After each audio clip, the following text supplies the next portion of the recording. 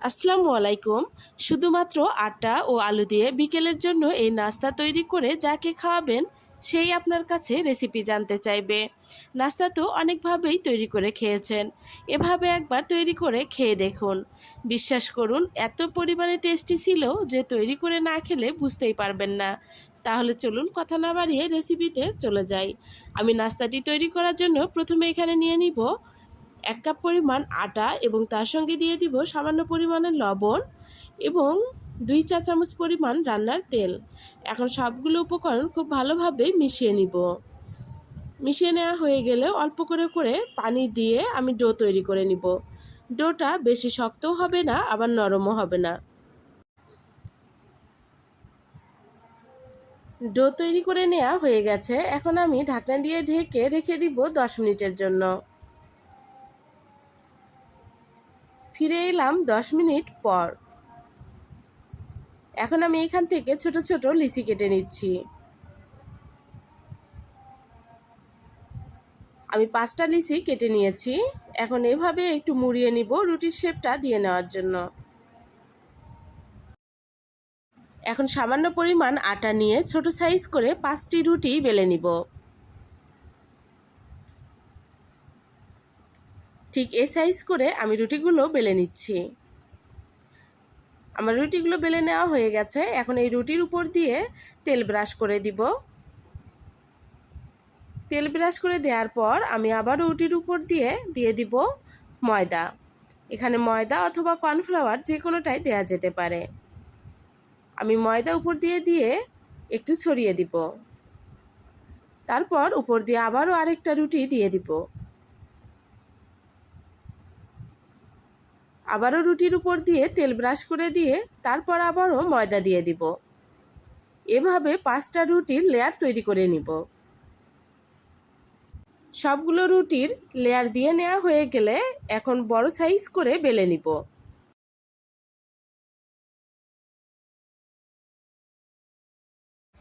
রুটিটা বেলে নেওয়া হয়ে গেছে। এখন আমি দেখিয়ে দিচ্ছি যে এর থিকনেসটা ঠিক কেমন হবে। বেশি মোটাও হবে না, আবার পাতলাও হবে না।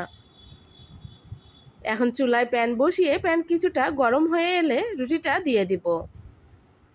রুটিটা দিয়ে কিছু সময় অপেক্ষা করলে কালারটা কিছুটা চেঞ্জ হয়ে আসবে, সিদ্ধ হওয়ার লুক চলে আসবে, তখন উল্টিয়ে দিব। উল্টিয়ে দিয়ে আবার কিছু সময় অপেক্ষা করব। খুব বেশি সময় অপেক্ষা করার প্রয়োজন নেই। তারপর উঠিয়ে নিচ্ছি। উঠিয়ে নিয়ে গরম অবস্থায় উপর থেকে শীটটা এভাবে টান দিলেই উঠে আসবে। দেখুন কতটা পাতলা হয়েছে এবং কতটা পারফেক্ট হয়েছে শীটগুলো। আমি এভাবে সবগুলো তুলে নিব। একটু সাবধানে তুলে নিতে হবে, তা না হলে ছিঁড়ে যাবে। এখন এখানে নিয়ে নিলাম সিদ্ধ করে রাখা আলু। আলুটা গরম অবস্থাতেই খুব ভালোভাবে ম্যাশ করে নিব। আলু ম্যাশ করে নেওয়া হয়ে গেছে। এখন এখানে দিয়ে দিব 1 চা চামচ পরিমাণ চাট মশলা, অথবা আপনারা ম্যাগি মশলাটাও দিতে পারেন। তারপর এখানে দিয়ে দিব 1/2 চা চামচ পরিমাণ সাদা গোলমরিচের গুঁড়া এবং 1/2 চা চামচ পরিমাণ লবণ, খুব সামান্য জিরা গুঁড়া, 1 চা চামচ পরিমাণ মরিচের গুঁড়া এবং সাথে দিয়ে দিব কিছুটা ধনিয়া পাতা।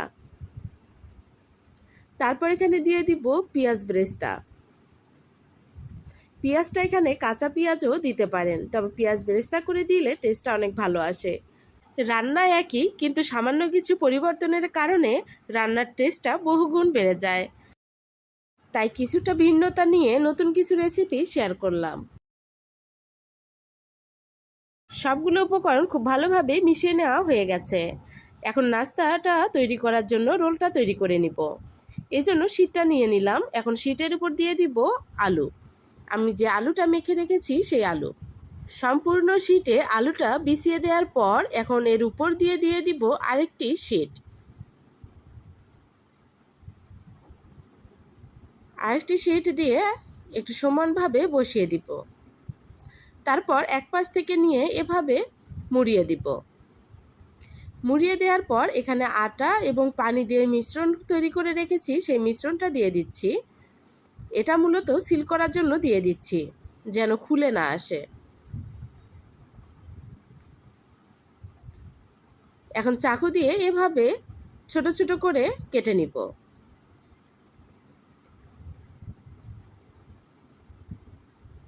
কেটে নেওয়া হয়ে গেছে, এখন চলে যাব ভাজার জন্য।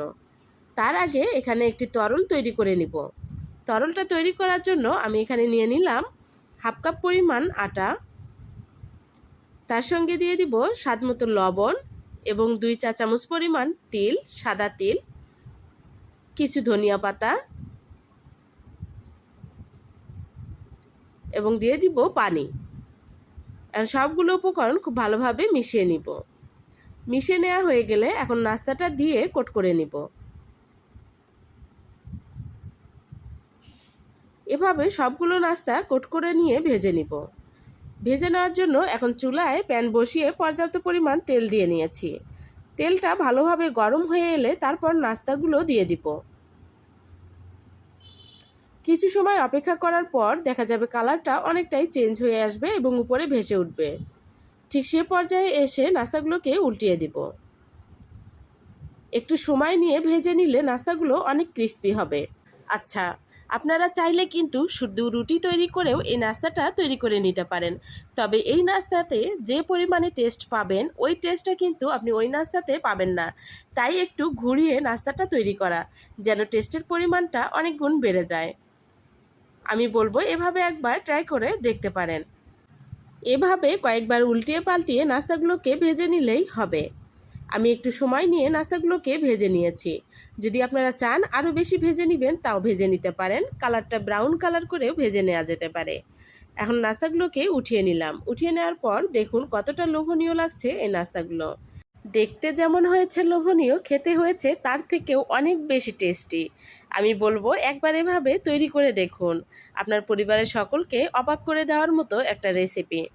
যদি আমার রেসিপি আপনাদের কাছে ভালো লেগে থাকে তাহলে লাইক, কমেন্ট, শেয়ার দিয়ে পাশে থাকবেন। এবং আমার রেসিপি যদি আপনি দেখতে চান তবে চ্যানেলটিকে সাবস্ক্রাইব করে বেল বাটনটি অন করে দিতে পারেন। এতে করে আমি ভিডিও আপলোড দেওয়ার সঙ্গে সঙ্গে আপনার কাছে নোটিফিকেশন চলে যাবে এবং আপনি খুব সহজেই আমার রেসিপিগুলো দেখতে পারবেন। আল্লাহ হাফেজ।